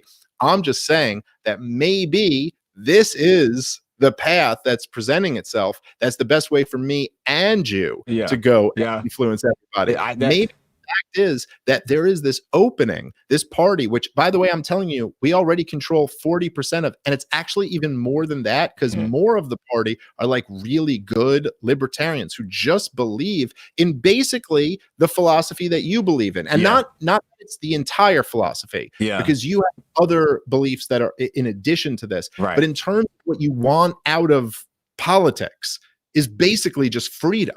That you like you've said before, you love the philosophy of libertarianism, just not the party. And that's what I'm talking about. People like me, like, that's how I feel too. I don't really give a shit about any political party. I just love the philosophy of libertarianism. And that's what we're trying to push. What's your sign? I'm on the cusp of Aries and Taurus. Holy shit. Ooh. I don't know what it means, but my wife's talking about it a lot. Yeah. What are you, April something? Yeah. April 20th. Yeah. My dad's an Aries. Okay. And Taurus is interesting. So that's where you end the interview. You go, oh, you're a fucking Aries. All right, get the fuck out. Nah, it's all good. Nah, Aries is a very cool sign. No, so you spoke to, remember I told you I look at things objectively, and when you said that whole life raft analogy, like, that's, my mind had already calculated that. Like, dude, like, this could be like a good opportunity, or this could be along that path of your life, right? And again, this speaks to my ego. It's like, oh, I get to be a part of some historical shit. Like, it speaks to my ego, but my heart's like, do we want to speak to our ego, right? So I'm having this argument in my head. I'm just having lots of pushback with you because I want to understand the situation, because I don't understand it. You know what I mean? And I just want to really understand it. It sounds like a great fucking opportunity. I love the fact that Mises is involved. The other part is,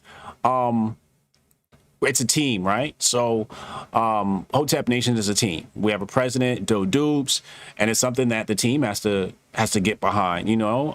It's not like I'm the dictator of Hotep Nation, as much as I'd love to be, right? But no, I'm not. And it's just something that we'd have to strategize. I'm sure we wouldn't be much pushback, right? And you know, you would have my support, of fucking course. Let's go down. And also, I've already seen the dollar and cents in this, because I'm a shrewd capitalist. I can see the dollar and cents in every fucking opportunity, right? So, you know, there are things I'll put into negotiations and connecting with people that I'll need to make happen, but I'll make that happen on my own. I don't need you to make that happen. But yeah, I see tremendous opportunity for me to make dollars out of this. I was just wondering if you knew of any opportunities that I hadn't foreseen for me to make money out of this, being the shrewd fucking capitalist that I am. You know? So you're going to be the president? Oh, that's completely undecided at this point. Okay. I mean, we could talk like off, you know, podcast about all that shit, but yeah. Plan is to take over this party, and exactly who's going to be, you know, like running, you know, what is still undecided. So it's basically what you're saying is we're going to come in and fucking get a whole bunch of delegates and then remove that corporate class that's currently running it. Exactly. And remove all, basically the Libertarian Party right now is like a lot of really good people who believe in the correct philosophy. And then there's like a lot of people up at the top who are kind of like the corporate class, as you would call them. There's some kids down at the bottom. How much of that is there? Really, honestly, not much. It's really not much. And that's why I'm saying it's like ripe for the taking, that we could come in and kind of make this in our own image and like really promote it, which, by the way, not even being untrue to what the libertarian principles are, just taking it and making it what it's supposed to be, essentially. And then there's like, you know, but like the thing where you see like with like, there's like some woke kids running around the Libertarian Party. None of them really have any pull or influence. The corporate class at the top, they're all smoke and mirrors. No one really supports them. So that's kind of my point, that this can be taken over very easily. And then there is this Mises caucus, which is run by like really solid dudes who I can vouch for are like true hardcore libertarians, good people. Look, Maj Touré, who I know you know, is like, he's really on board with this shit. Eric July, he's my guy, and he's like, he knows who like these good people in the party are. He's not a party guy himself. Maj is, Eric isn't. But I like those, like in the image of those guys, and like guys like me, and guys like you, hopefully, if you're down to do this, I think we could make something really epic happen in this Libertarian Party if we decide to. How much time we got? Is it to do it? Yeah. I mean, is it like within this next 4 years before the next election type thing, or is it like a primary? Or I think we should do it within the next year. If we're going to do it, I think right now is the time to strike, because what happens is they have their chair race. They have like all these powerful positions within the party coming up in 2022, and then the presidential race in 2024. So if we want to do it and take it over, we should do it this year so that we're in position to take everything over in the next couple years. Why do you think I would be helpful? I think that you would be helpful because I think that from like everything I've seen of you, I think this is right up your alley and it's what you believe in. And I think you would be helpful because you're a powerful voice. You think you think I could actually make that happen? Like I can push people to go that way? Yes, of course. Okay. You know this already, but do I have to convince you of this? Of course, because you're a fucking leader in this space.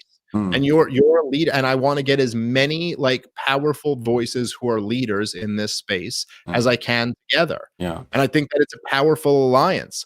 And I think that people, like I was saying before, that realize that what we all need is liberty. And that what we all need is to be free to work together or work apart as much as we can, and as much as beneficial to our to all of us. So that's why I'm interested in a partnership. Yeah. Well, you know, the reason why is because sometimes we can be too caught up with ourselves and not see who or what we are, that type of power. Sometimes it's too inflated, sometimes it's deflated. I like to deflate my ego all the time. You know what I mean? Like people say all this great shit about me, and I'm like, shut the fuck up, you know, leave me the fuck alone. I'm not great, right? And that's the way I keep myself hungry for more, right? So when I ask you, you know, do you think I can do this? It's because I don't know how to measure my power, and I don't know how much power I have. But when you say like, I can get people to do this, like I believe it. I guess because I don't understand politics, right?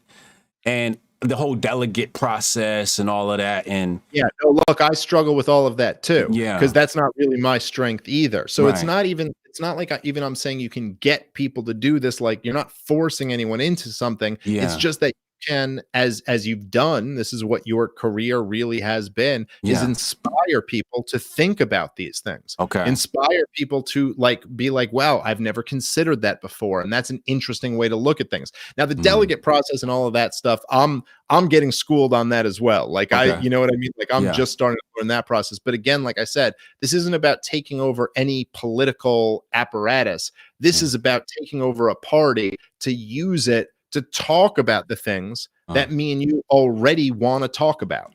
Right.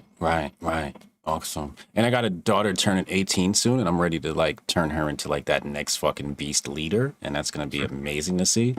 So we had a talk the other day, and I was just like kind of surprised at some of the things she said. And I'm just like, oh my God, you might be a better leader than me. What the fuck? And she's when I'm shrewd. Oh my God. Like, oh, because she's a woman, and it's just like, oh my God. But anyway, are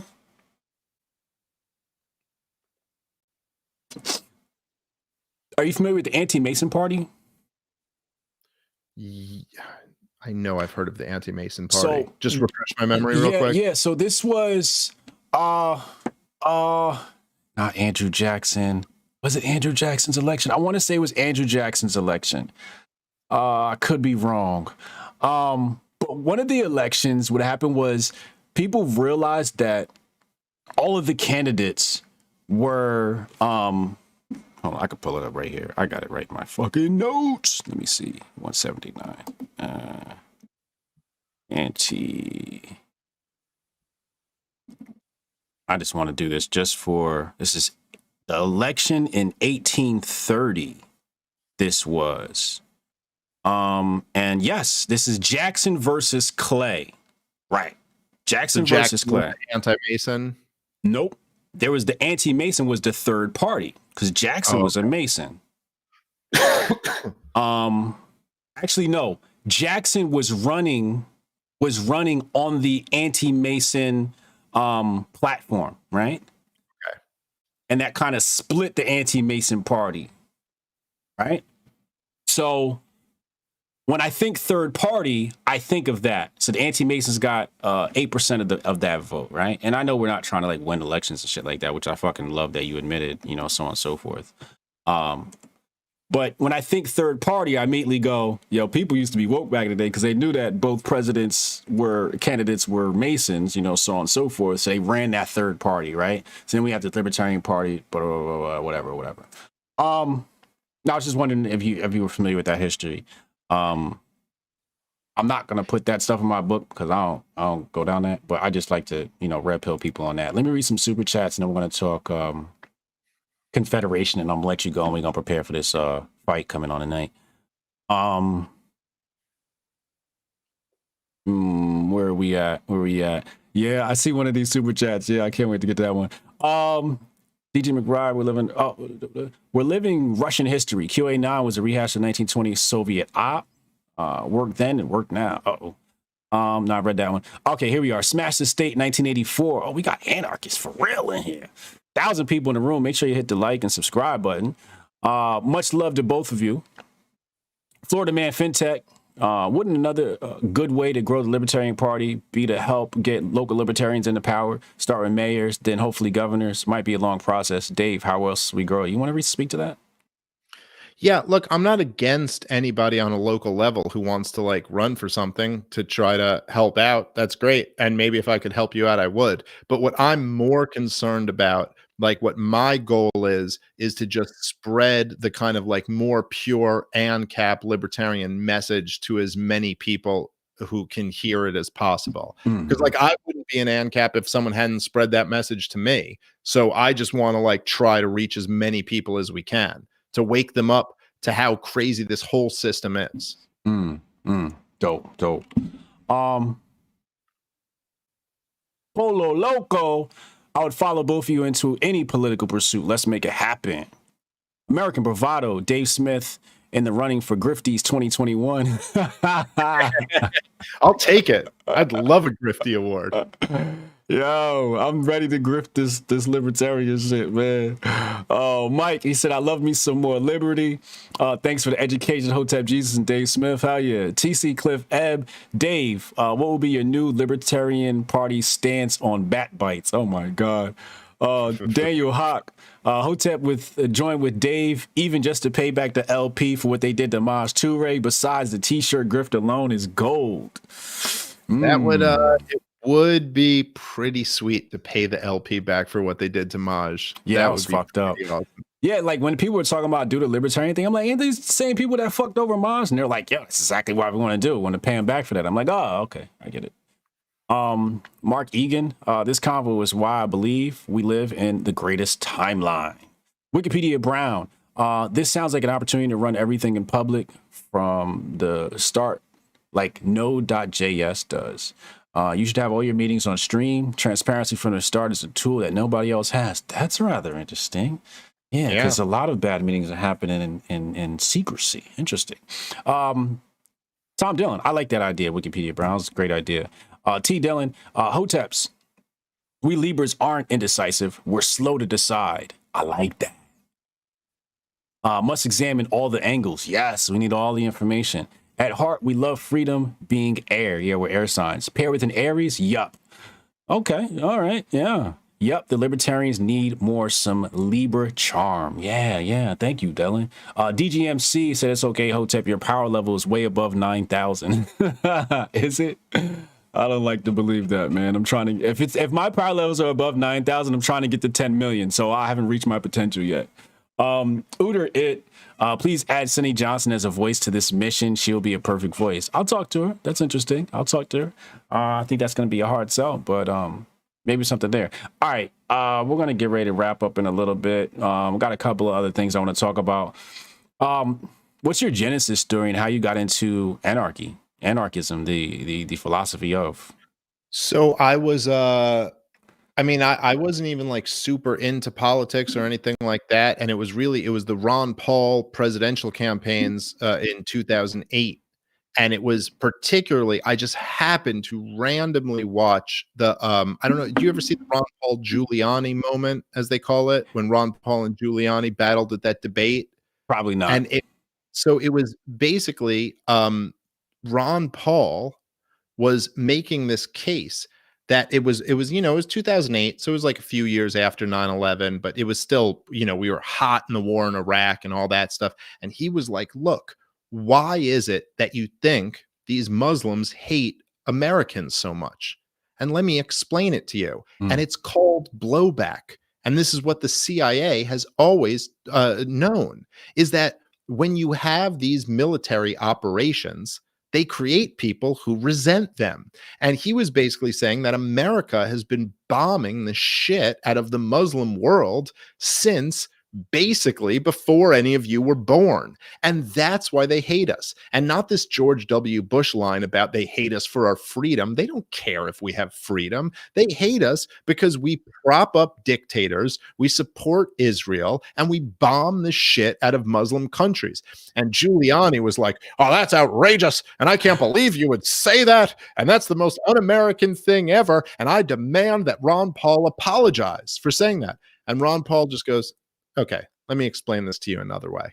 And he goes, look, in 1953, the CIA led a coup to overthrow the democratically elected government of Iran. And then they had a revolution against that government in 79. And that's the government that still exists today. And that's why Iran hates us. Not because we're Americans or we're white or we're Christian or we're Jewish or anything like that, because we overthrew their government. And they don't forget that, in the same sense that we wouldn't forget if some other country came in and overthrew our government and then made us live under their rule for 30 years. And so there's this moment that was just like, holy shit, that is a great point. And then I was just like, wait, so what is he? He's a libertarian? And who is he talking about? And then I started reading more libertarians. And then I found Tom Woods and the Mises Institute and Murray Rothbard. And that's really what changed everything. Like when I started reading Murray Rothbard, the piece I'd recommend to anyone if they haven't is called Anatomy of the State. It's just like a short little essay. It's easy to read, just breaking down the nature of what government is. And then from there, I was pretty much converted to an anarchist. Yeah, that's what happened to me, man. I was fucking talking to Chad because I spoke to this one kid a while back. He was like, "Oh, anarchy's the way," and I'm like, "What the fuck are you talking about? You sound stupid, bro." And then Chad came to me. He was like, "Bro, anarchy's the way," and I'm just like, "Anarchy?" I'm like, "What are you talking about, bro?" And he's like, "Here, read this," and he hands me Rothbard. Right now, the first thing I did was before, because I'm very conscious now than I was years ago. So I'm very conscious of when I see words that I don't know, I Google them and I look them up in a dictionary. And I saw the word utopian next to anarchy, and I'm like, oh, they pulled some socialist Orwell shit with the definition of this shit, and they've been fucking with my mind ever since. Oh, so then he said, yo, read this Rothbard. I'm like, all right. So I open up Anatomy of the State, and I'm like, oh, this the shit I've been saying. This the shit I've been saying. I'm like, oh, so I was excited. So I started reading that, Bastiat, and the whole nine.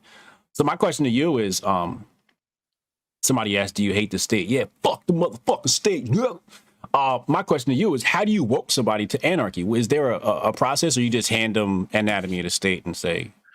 Well, I always I recommend somebody read that, but it kind of depends on who you're talking to and what perspective they're coming at things from. But what I always try to kind of get across to people is the foundational idea of anarchy, which is not, like you said, it's been poisoned by all of this kind of Orwellian talk. It's also poisoned by the fact that most people who claim to be anarchists are these idiot left-wingers throwing a Molotov cocktail through a fucking small business window. And you're like, well, I don't want to be on board with them. And you're like, yeah, none of us are on board with them. Those people fucking suck. Yeah. But the idea is like this. It's like, if you believe in morality, in right and wrong, then that is by definition something that transcends government versus people, because government and people is just something, it's just a class that we made up.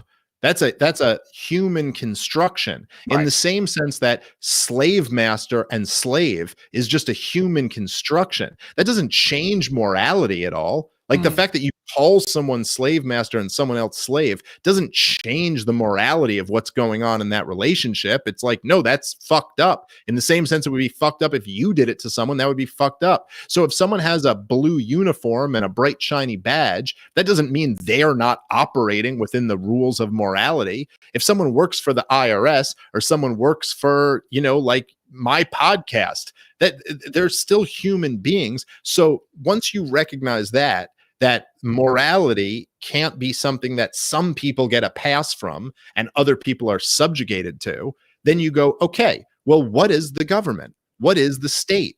I mean, if I were to take your money at the threat of throwing you in jail or throwing you in a cage if you don't give it to me, what would you call that? Extortion? Theft? Something wrong. Gangsterism. Gang, some shit.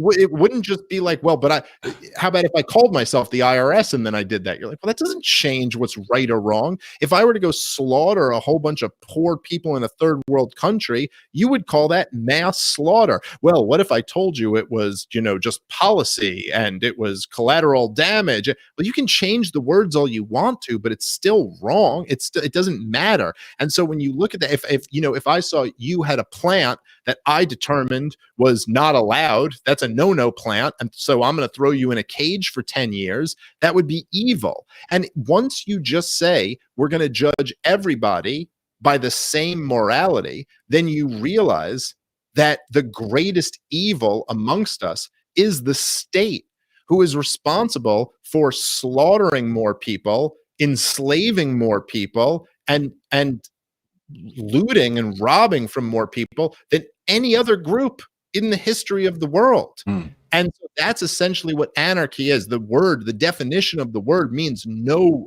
rulers. Not that there can't be leaders or people in positions of to some degree of respected people, but that nobody rules over another person involuntarily. Like, to me, that's the essence of anarchy. Indeed. Anarchy, the word, I hear a lot of people say this. They're like, oh, anarchy triggers people. We should switch to voluntarism and agorism and all of that. What's your take on that whole thing? I mean, I'm like, I don't care. Like, if we're talking about the same thing, use whatever word you want to use. But like, at a certain point, it's like anything you're going to use is going to trigger people. So fuck it. Let's take our word back. Like, that's, I don't know. The word archy means ruler. The word an means none. No ruler. That's what we're for. And no matter what word you're going to pick, there's going to be some asshole who's fucking it up, or it's I'm over worried about triggering people. That's what I believe in. I believe in anarcho-capitalism. I believe that people have the right to own themselves, to own property, and that no one should rule over them. So that seems like a good term to me. But I'm not going to spend all day fighting over someone if they believe the same thing I believe and want to call it something else. So I use that word. You don't have to. Yeah, I love that response. That's my response. Somebody mentioned Ben Settle. Yo, shout out to Ben Settle. He put me in his book, Copy Troll. He's a fucking copyright guru. Yeah, great mention there. Where we at? Oh, Tony Rango said, thanks for this conversation. Just became a Patreon member of the Hotep Nation. Let's go.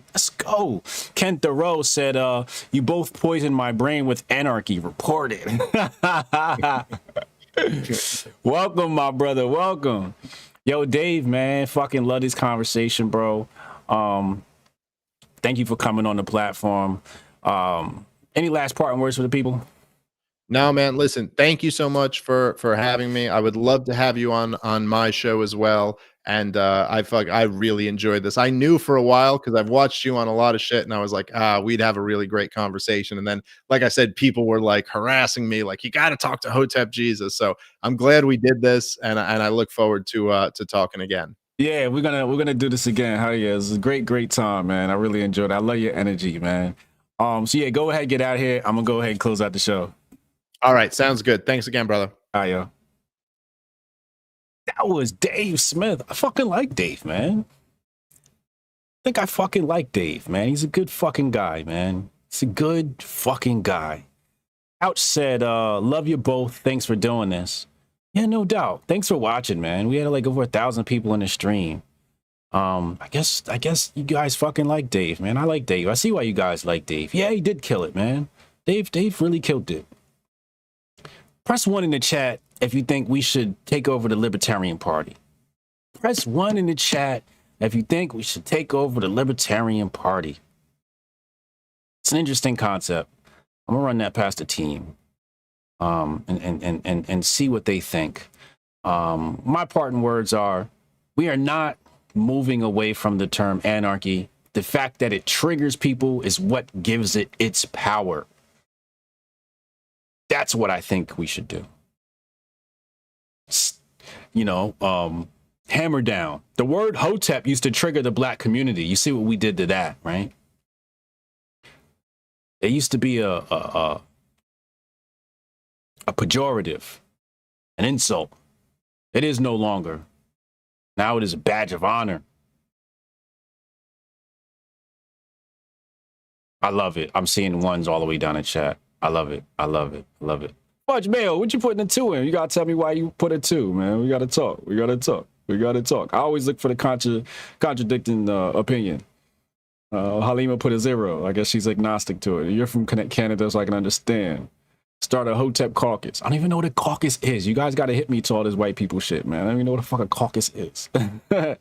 Full Metal Alchemist said 1. He super chatted his 1. I love it. I love it. I love it. Thank you everybody for watching the chat. Make sure you hit the subscribe button, man. Make sure you hit the like button. Share this with people. This will be up on Apple, Spotify, and SoundCloud. Under Sharp Conversations with Hotep Jesus. Obviously, it's already in the YouTube playlist, so you can go back and watch some of my other interviews. I have amazing guests and amazing conversations with amazing people, amazing minds. Wikipedia Brown said, you should really do the work on this. Again, transparency can be key. Make sure you communicate using email that you can dump publicly. Yeah. Interesting. Okay. I like that.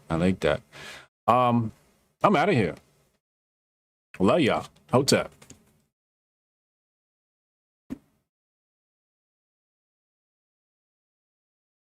Ladies and gentlemen, Pogs and Malls, guess what? The greatest award show of all time is almost upon us. The 2020 Grifties is almost here. Make sure y'all subscribe to youtube.com/HotepJesus. The show airs on January 21st. We are starting off the year big, baby. Big!